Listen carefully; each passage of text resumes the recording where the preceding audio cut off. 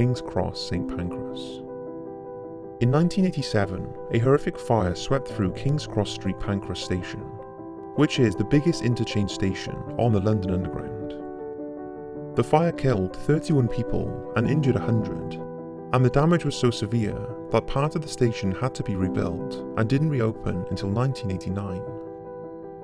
Then in May 1998, a young woman aged around 25 was spotted kneeling at the side of the station's corridor. She had her arms outstretched and was sobbing uncontrollably. A passerby stopped to see if the woman was okay, but as she started to speak to her, someone walked straight through the woman as if she wasn't there. The young woman then disappeared. This was a one-off incident, and the woman has never been seen since. But many have wondered, could she have been connected to the terrible fire in 1987? What do you think?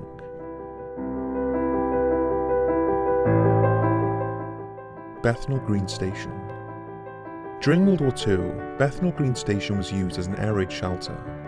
It had 5,000 bunks and could hold up to 7,000 people.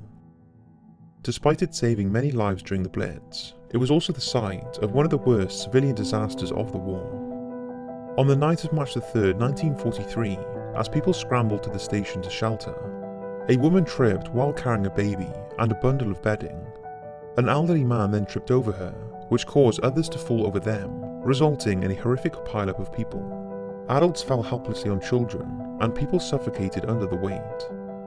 In total, 173 people were crushed to death that night, and bodies were lined up on the streets above, sadly 60 of which were children. The tragedy that happened at the station has led many to believe it's filled with paranormal energy. There have been numerous reports from the night staff that when the station is deserted, the sound of crying children can be heard, as well as the desperate calls of female voices. The sounds are described as people panicking, and some say it's the spirits of those who died in 1943. What do you think?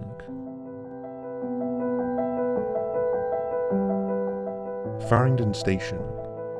If you visit Farringdon Station, it's not unusual to hear the screams of a young girl who was never laid to rest. Long before the station was built, the site was slumland, frequented by criminals and home to notorious gambling dens. One poor young girl unfortunately became a victim of the surroundings she lived in. Anne Naylor was a 13-year-old trainee hatmaker who lived with her mother. She was taken in as an apprentice by a mother and daughter who ran a local business. Anne was treated badly. She was tortured and starved, and after one horrific beating, she sadly died. The mother and daughter panicked and concealed her body in the attic. But as it started to decompose, they knew they would have to move her. So they cut her up into small pieces and started throwing her remains into the fireplace. However, the pair hadn't bargained for the foul odour of burning flesh. So they threw what was left of her body into an open sewer close to where Farringdon Station was later built. The corpse was found the following night, but the coroner ruled that the girl had not been murdered. The two women got away, and would have remained that way if they had not blurted out details of the murder a few years later, and they were soon tried and sentenced to death. The crime was largely forgotten about until Farringdon Station was built many years later, and it's said that if you stand on the platform at night, the screams of Anne Naylor can be heard echoing through the tunnels.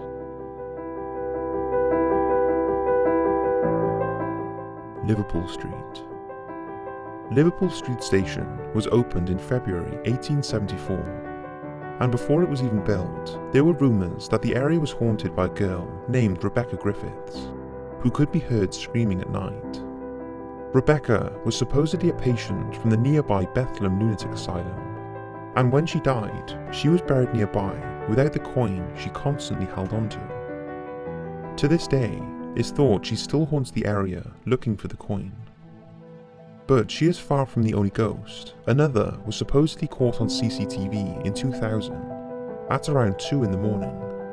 A man wearing white overalls was seen by the line controller, who alerted the station's supervisor, who then went to investigate.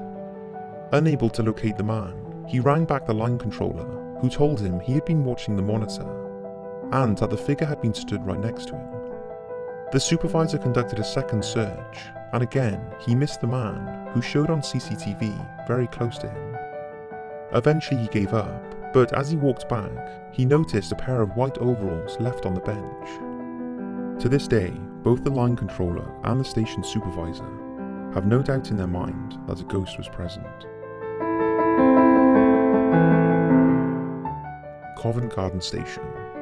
Since the 1950s, people have claimed to have seen ghosts haunting Covent Garden Station, and this platform in particular is said to be frequented by the ghost of an actor called William Terrace. William was fatally stabbed on the Strand in 1897, and it's claimed he was a regular visitor to the old bakery that stood on the side before the station was built. William is often seen by staff dressed in a frock coat, hat and gloves, pacing up and down the platform. However, when he started appearing in the staff restroom, many of the workers became so unsettled that they requested transfers to other stations. In 1995, Jack Hayden, the foreman of the station, was locking up after the last train.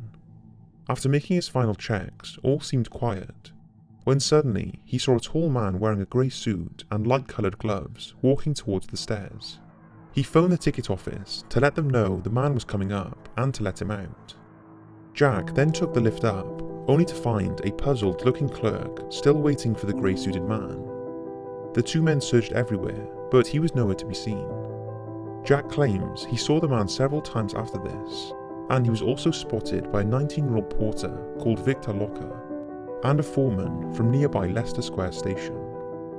It wasn't until the men looked through old Victorian photographs of people connected to the area that they realised they all must have witnessed the same man, William Terrace.